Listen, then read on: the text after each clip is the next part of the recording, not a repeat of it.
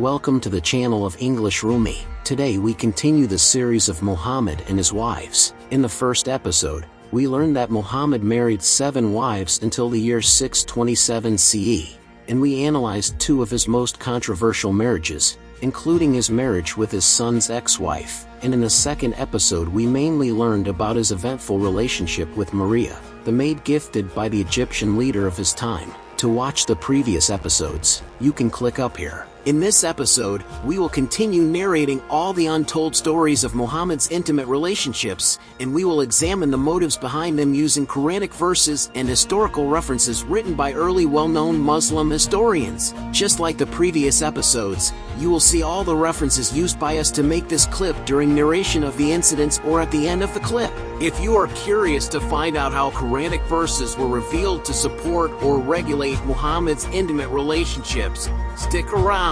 cause it's coming up.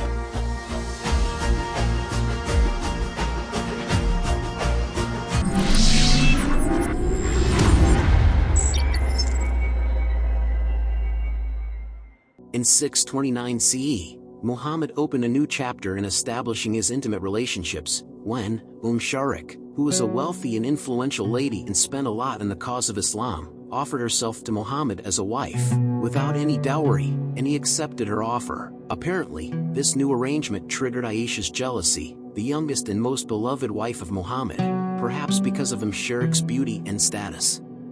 She said to the Prophet, "I wonder if a woman offers herself, she is of any worth." Muhammad replied, "She is of great worth to me." So possibly before the feminine drama got any bigger, the following verse 50 of Surah Al-Ahzab was revealed to Muhammad. O Prophet, indeed we have made lawful to you your wives to whom you have given their dowry, and those your right hand possesses from what God has returned to you, and all your first cousins who emigrated with you, and a believing woman if she offers herself to the Prophet, if the Prophet wishes to marry her, only for you, excluding the believers.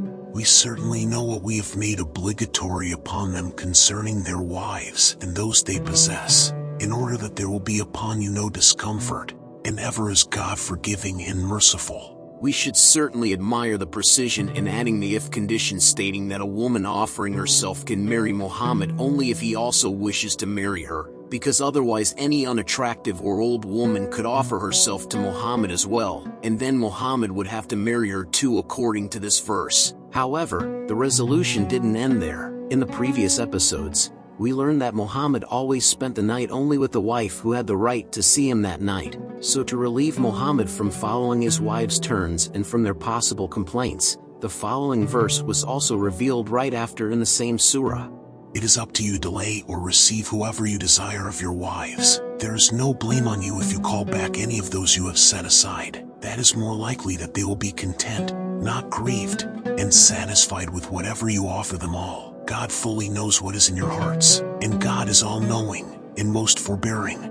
According to Al-Tabari, Ibn Hisham, the 2 most authentic and earliest Islamic sources, and also Sahih al-Bukhari and Sahih Muslim, the 2 most referenced, Aisha objected to the revelation of these verses by telling Muhammad, "I do not see your Lord except when he rushes to fulfill your desire." Most Islamic sources, however, mention that Muhammad did not consummate his marriage with Umm Sharik because she lived too far from Muhammad, and Muhammad was too busy with his affairs. Nevertheless, according to all these sources, too far doesn't mean living in another city, but Umm Sharik lived in Medina until her death, after she migrated to Medina from Mecca in 624 CE. Therefore, according to critics, it's really unlikely that they have never met in person, especially knowing that Muhammad didn't mind spending time with all sorts of women at all. Furthermore, if there was no possibility for Muhammad and Umm Sharik to consummate their marriage because of distance, why would Aisha be so opposed to it to this extent?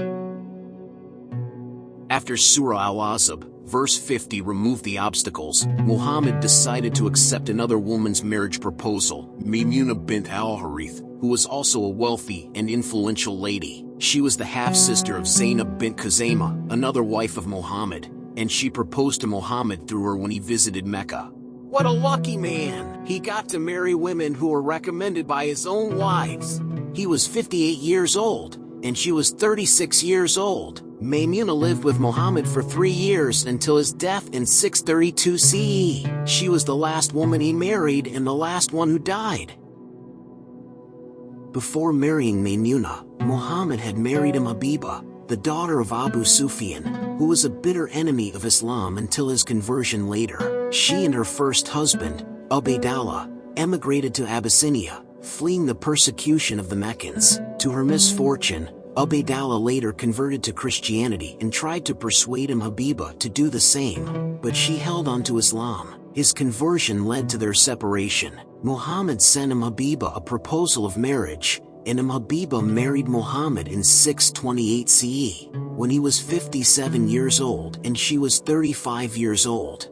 We can view the marriage with Habiba as one of the clever and strategic moves of Muhammad. First, by marrying Habiba, Muhammad showed his solidarity with a Muslim woman who had lost her husband for sticking to the creed Muhammad was preaching. This way, Muhammad could impress the Arabian community with his commitment to his followers. Moreover, this marriage could forge a potential political alliance with Abu Sufyan, a prominent leader in Arabia, even though he was still resisting the expansion of Islam when his daughter married Muhammad. These marriages with widows and divorcees were not problem-free for Muhammad, as many other men got upset with him, and some of them even told others that they were going to marry his wives after his death. This incident and a couple of other incidents regarding Aisha, who was his naughtiest wife, led to the revelation of the verse 53 of Surah Al-Ahzab.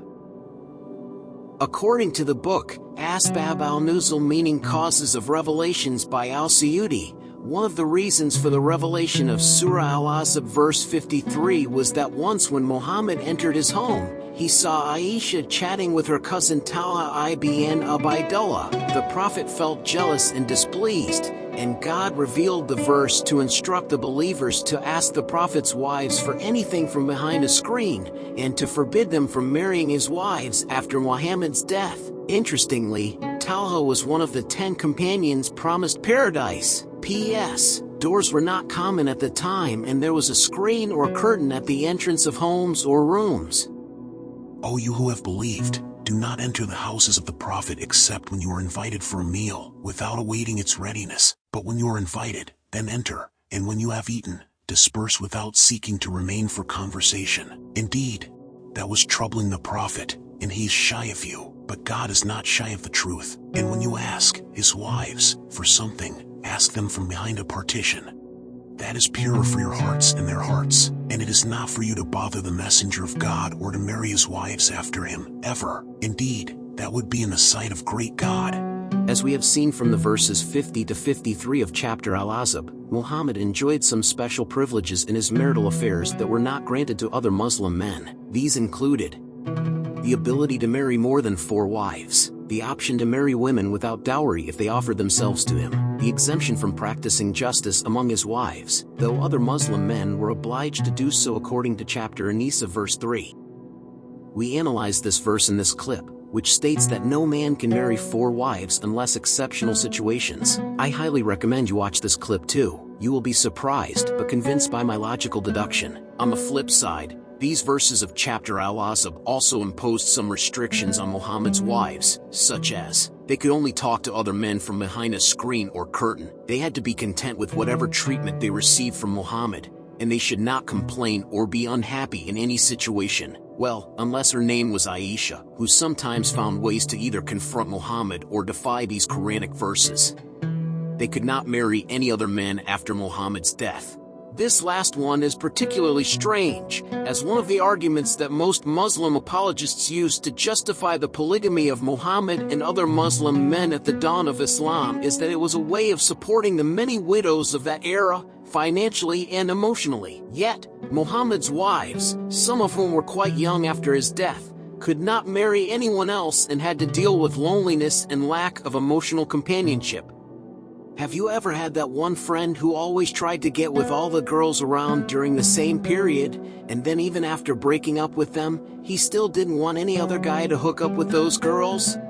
In conclusion, I appeal to my Muslim friends to examine these verses more critically and objectively, and to free themselves from your religious prejudice and zealotry. I am not saying that Islam is entirely evil, But you guys have to acknowledge that your system of thought has some glaring bugs that you cannot rationalize in any way to a modern mind. This statement is also true to some extent regarding any other doctrine or system of thought. It's quite bizarre that in a book that claims to be completely divine and to offer the perfect guidance for human felicity, we have to encounter verses that concern the sexual and marital affairs of its prophet.